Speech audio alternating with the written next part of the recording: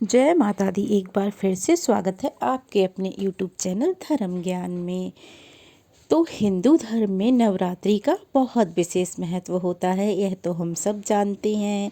नवरात्रि में माँ दुर्गा के 9 स्वरूपों की पूजा अर्चना भक्तजन बड़ी श्रद्धा से करते हैं। पूरे 9 दिनों तक भक्त देवी माँ की भक्ति में लीन रहते हैं, उनका भजन कीर्तन करते हैं, पूजा पाठ करते हैं। आपको बता दें कि पूरे वर्ष में नवरात्रि 4 बार मनाई जाती है। यह नवरात्रि चैत्र नवरात्रि, अश्विन, आषाढ़ और माघ में पड़ती है। माघ माह की नवरात्रि को गुप्त नवरात्रि कहा जाता है। तो चलिए आज के वीडियो में हम जानेंगे कि इस साल गुप्त नवरात्रे कब से शुरू होने वाले हैं और घट स्थापना का शुभ मुहूर्त क्या रहने वाला है। तो वीडियो को बिना स्किप किए पूरा ज़रूर देखिएगा। गुप्त नवरात्रि के दौरान इन दिनों में 10 महाविद्याओं की पूजा पूरे विधि विधान से की जाती है। यह 10 महाविद्याएं कौन कौन सी हैं? तो चलिए बताते हैं ये 10 महाविद्याएं कौन कौन सी हैं। काली, तारा, छिन्नमस्ता, षोडशी, भुवनेश्वरी, त्रिपुर भैरवी, धूमावती, बगलामुखी, मातंगी या फिर कमला।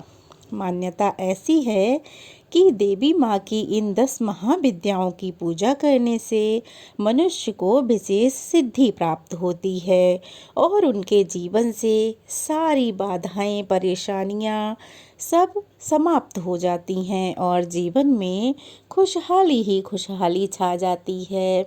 या फिर आपकी अन्य कोई मनोकामना हो जिसके लिए आपने नवरात्रि का व्रत रखा है, तो वो भी माता की कृपा से शीघ्र ही बन जाता है, सारे काम बन जाते हैं। तो चलिए जान लेते हैं नवरात्रि कब से प्रारंभ होगी। माघ मास की गुप्त नवरात्रि 30 जनवरी से शुरू होगी और गुप्त नवरात्रि का समापन होगा 7 फरवरी को। माघ की यह नवरात्रि शक्ति उपासना के लिए बहुत श्रेष्ठ मानी जाती है। माघ मास में गुप्त नवरात्रि में साधक देवी माँ की 10 महाविद्याओं की गुप्त रूप से साधना करते हैं।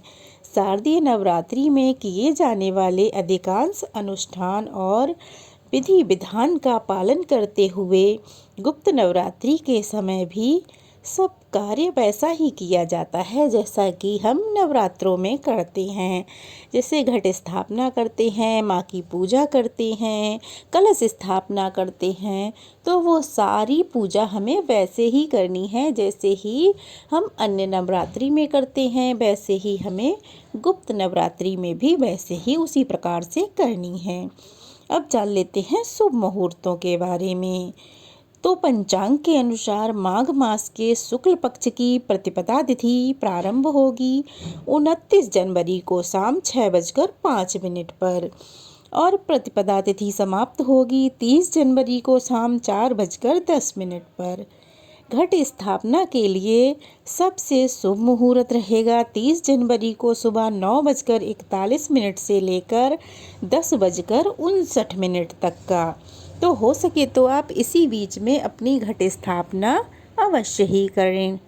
और अगर किसी कारणवश आप इस समय में अपनी घट स्थापना नहीं कर पाए हों, पूजा नहीं कर पाए हों, तो उसके लिए दूसरा मुहूर्त अच्छा रहेगा, अभिजीत मुहूर्त, जो कि दोपहर के 12 बजे से 12:29 से प्रारंभ होगा और समाप्त होगा 1:14 पर।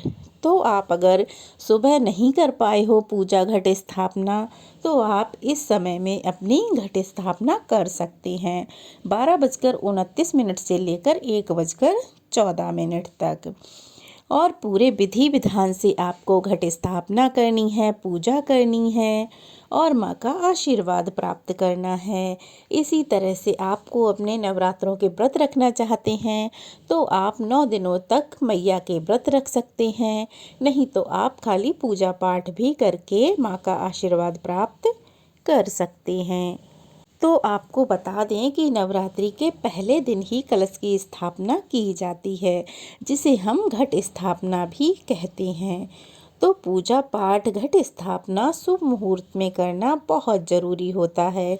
तो आप लोग भी अपनी घट स्थापना शुभ मुहूर्त में ही करें। मुहूर्त मैंने आपको बता दिया है, उसी प्रकार से आप अपनी पूजा आराधना कर सकते हैं। तो चलिए अब जान लेते हैं अष्टमी, नवमी और दसवीं तिथि कब रहेगी।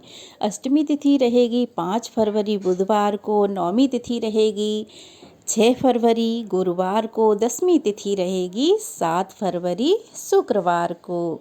तो इस तरह से आप तिथियों के अनुसार पूजा कर सकते हैं। और कलश विसर्जन का जो शुभ मुहूर्त है वो रहेगा 8 फरवरी शनिवार को सुबह 7:07 से लेकर 8:55 तक। तो आप अपना कलश विसर्जन इसी शुभ मुहूर्त में करें, अपनी चौकी हटाएं और विधि विधान से कलश विसर्जन करें।